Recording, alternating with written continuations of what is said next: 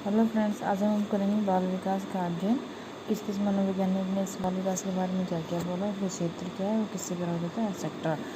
तो स्टार्ट करते हैं। बाल विकास के संबंध में हरलॉक ने कहा है, बाल मनोवैज्ञानिक का नाम बाल विकास इसलिए रखा गया है क्योंकि विकास के अंतर्गत अब बालक के विकास के समस्त पहलुओं पर ध्यान केंद्रित किया जाता है, किसी एक पक्ष पर नहीं। मतलब जो बालक का विकास होता है वो अब हर केंद्र पे ही ध्यान देते कि वो उसने पहले मंथ में क्या किया, उसने दूसरे मंथ में क्या किया, उसने किस चीज़ को देखकर क्या महसूस किया, कब रोया, कब हंसा, एक्सेट्रा चीज़ों पे।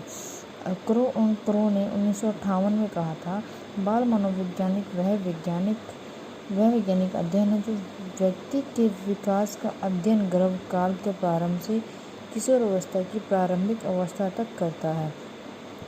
जेम्स ड्रेवर 1968 में बोला था, बाल मनोवैज्ञानिक मनोविज्ञान की वह शाखा है जिसमें जन्म से परिपक्व अवस्था तक विकसित हो रहे मानव का अध्ययन किया जाता है। अब आता है बाल मनोविज्ञान का अर्थ क्या है। बाल प्लस मनोवैज्ञानिक। बाल का अर्थ है बालक, मनोविज्ञान से है मन के विकास से। वह उस शाखा से है जो बालकों के मन का अध्ययन गर्भावस्था से लेकर किशोर अवस्था तक करता है। इसके आगे करते हैं हम बाल विकास की प्रकृति। मनोविज्ञान की एक विशिष्ट शाखा के रूप में बाल विकास मनोविज्ञान की एक विशिष्ट शाखा के रूप में बाल विकास होता है। दूसरे नंबर पर आता है मनोविज्ञान में विशिष्ट उपागम के रूप में बाल विकास विषय होता है। जैसे इसमें दो भाग आते हैं, जैसे प्रयोगात्मक उपागम, प्रयोगात्मक की किसी चीज़ को हम प्रयोग करते हैं। दूसरा होता है दैहिक उपागम, ये इसमें होता है कि शरीर की नाड़ी संस्थान प्राणी के शरीर की संपूर्ण क्रियाओं को नियंत्रित करता है। ये शारीरिक व मनोवैज्ञानिक भी हो सकती है। इसके आगे आते हैं बाल विकास को दैहिक शास्त्र के ज्ञान द्वारा भी समझा जा सकता है। जैविक आत्म तथा मानचित्र आत्म एक दूसरे से घनिष्ठ रूप में संबंध होते हैं। जो हमारे जैविक आत्म होता है, जो मानसिक आत्म होता है, वो एक दूसरे से उनका बहुत ज़्यादा गहरा संबंध होता है। थर्ड हमारा पॉइंट आता है विकासात्मक उपागम। फोर्थ हमारा पॉइंट आता है व्यक्तिगत संबंधी उपागम। इसमें एक पॉइंट और आता है, एक विशिष्ट अध्ययन प्रणाली के रूप में बाल विकास विकासात्मक प्रकृति वाली समस्याओं का अध्ययन दो प्रणालियों द्वारा किया जाता है। एक होता है समकालीन अध्ययन प्रणाली, दूसरा होता है दीर्घकालीन अध्ययन प्रणाली। समकालीन प्रणाली में क्या होता है कि कुछ समय के लिए, और दीर्घकालीन अध्ययन प्रणाली में क्या होता है कि अधिक समय के लिए। अब आते हैं बाल विकास के क्षेत्र।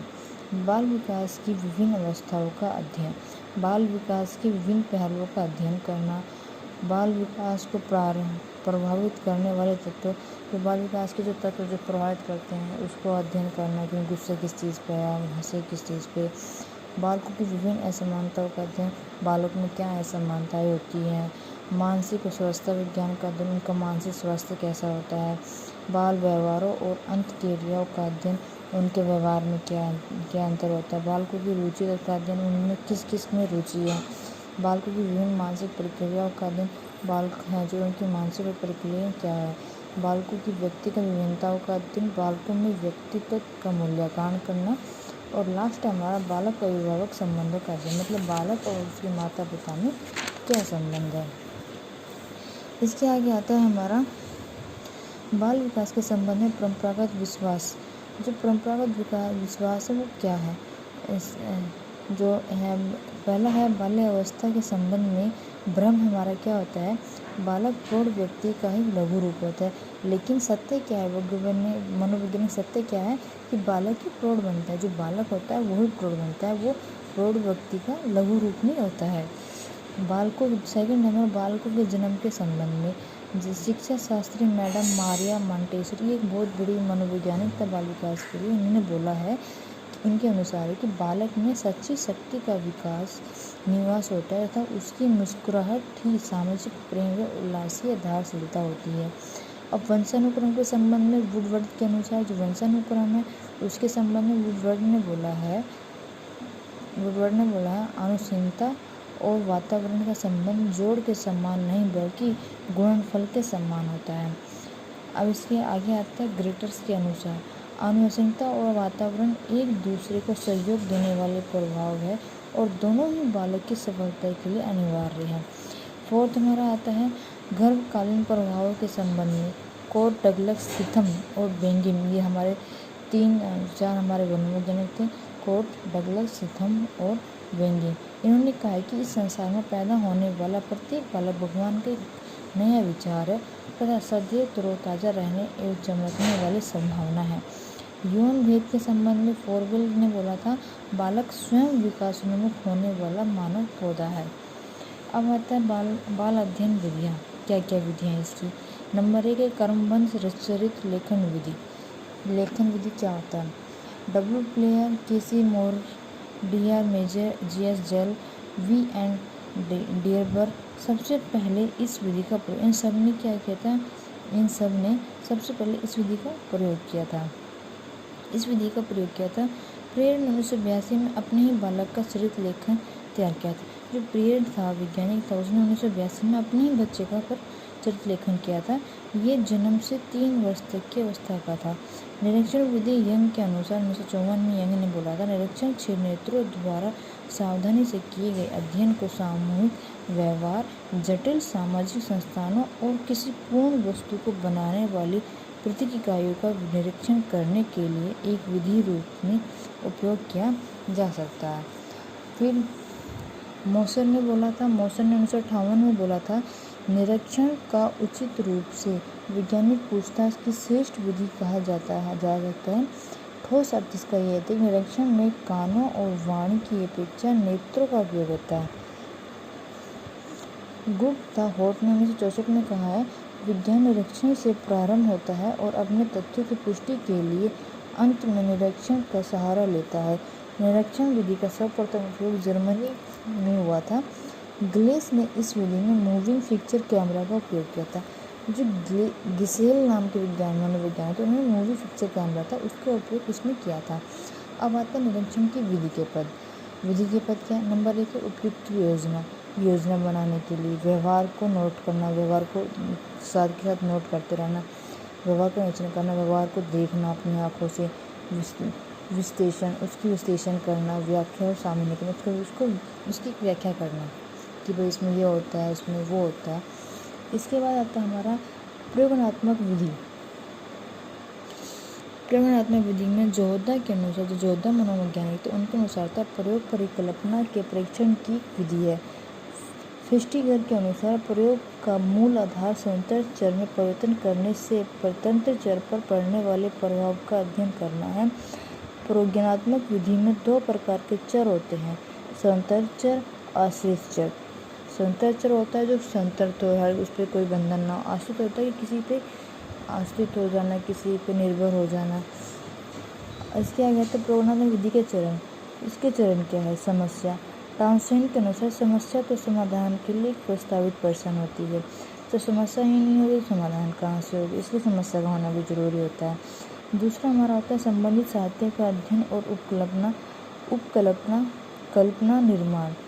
टाउनसेंड के अनुसार परिकल्पना अनुसंधान संस्थान के लिए एक प्रस्तावित उत्तर है। मैकगुइगन के अनुसार परिकल्पना 2 या अधिक चरों के कार्यक्रम संबंधित परीक्षण करने योग्य कथन है। थर्ड है हमारा प्रयोजक, फोर्थ है चर और प्रयोजनात्मक अभिकल्पन।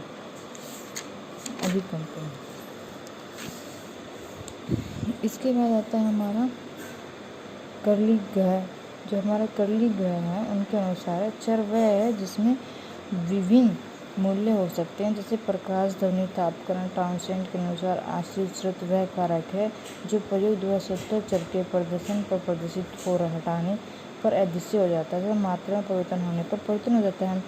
आगे इसका उपकरण तथा सामग्री, निर्देशन तथा विधि, नियंत्रण, परिणाम, व्याख्या तथा सामान्यीकरण इसके भाग है। फिर उसके बाद फोर्थ हमारा आता है समकालीन एवं दीर्घकालीन अध्ययन प्रणाली। फिफ्थ हमारा आता है साक्षरत विधि। आइजेनिक के अनुसार साक्षरता वह साधन है जिसके द्वारा मौखिक अथवा लिखित सूचना प्राप्त की जाती है। साक्षरताकार विधि के प्रकार 2 प्रकार की होती है। एक होती है प्रमाणिक साक्षरता विधि, दूसरी होती है अप्रमाणिक। अब आती प्रश्नावली विधि। गुणवत्ता होट के अनुसार प्रश्नावली एक प्रकार का उत्तर प्राप्त करने का साधन है जिसका स्वरूप ऐसा होता है कि उत्तरदाता उसकी पूर्ति स्वयं करता है। प्रश्नावली विधि के प्रकार अप्रतिबिंब प्रश्नावली, प्रतिबिंब प्रश्नावली और चित्र प्रश्नावली। ठीक है। अब नेक्स्ट हमारा आता है व्यक्तिगत इतिहास विधि। विशेष तथा विशेष के अनुसार व्यक्तिगत इतिहास अध्ययन विधि एक प्रकार की गुणात्मक व्याख्या है जिसमें एक व्यक्ति, एक परिस्थिति या एक संस्था का अति सावधानी से पूर्ण अध्ययन किया जाता है। शो के अनुसार व्यक्तिगत इतिहास विधि एक संस्था का एक समुदाय या समूह हो सकता है जिसमें अध्ययन की इकाई माना जाता है। परीक्षण विधियाँ या मनोमित विधियाँ। बेस्ट के अनुसार मनोवैज्ञानिक परीक्षण एक उपकरण है जिसे व्यवहार के किसी पक्ष के मापन एवं गणना के लिए तैयार किया जा सकता है। इसके बाद आता है हमारा समाज नीति विधि। ब्रायन फ्रेन बेनर के अनुसार समूह में व्यक्तियों की मध्य सीमा और स्वीकृति एवं अस्वीकृति को मापकर सामाजिक शिक्षण ढांचों के विकास को ज्ञात करना, वर्णन करने और मूल्यांकन करने की एक विधि है। प्रक्षेपण विधियाँ मनोवैज्ञानिक में दो अर्थों में, एक प्रथम उपयोग मानसिक मनोरचनाओं के रूप में तथा दूसरा उपयोग प्रशिक्षण विधियों के रूप में हुआ है। प्रक्षेपण शब्द का मानसिक मनोरचनाओं के रूप में उपयोग से फाइडर को जाता है। अनुवांशिकता वातावरण का प्रभाव क्या पड़ता है। जेबी वाटसन 1920 में बोला था कि वातावरण के प्रभाव में शिशु को डॉक्टर, वकील, कलाकार, नेता आदि कुछ भी बनाया जा सकता है। वातावरण को माँ बाप कुछ भी हो, लेकिन उसको एक अच्छा वातावरण दिया जाता है बच्चे को तो कुछ भी बन सकता है, भले ही शिशु का अनुवंशिक कुछ भी हो रहा हो। तथा एक समाज के व्यक्ति शारीरिक और मानसिक दृष्टि से असमान होते हैं। विज्ञान के क्षेत्र में इन अध्ययनों का आरंभ डार्विन ने मनोवैज्ञानिक के क्षेत्र में इन अध्ययनों का आरंभ गोल्डस्मिथ ने किया था। पीटरसन 1948 के अनुसार पीटरसन 1948 में कहा था कि व्यक्ति को उसके माता पिता के द्वारा उसके पूर्वजों से जो प्राप्त होता है उसे ही वंशानुक्रम कहते हैं।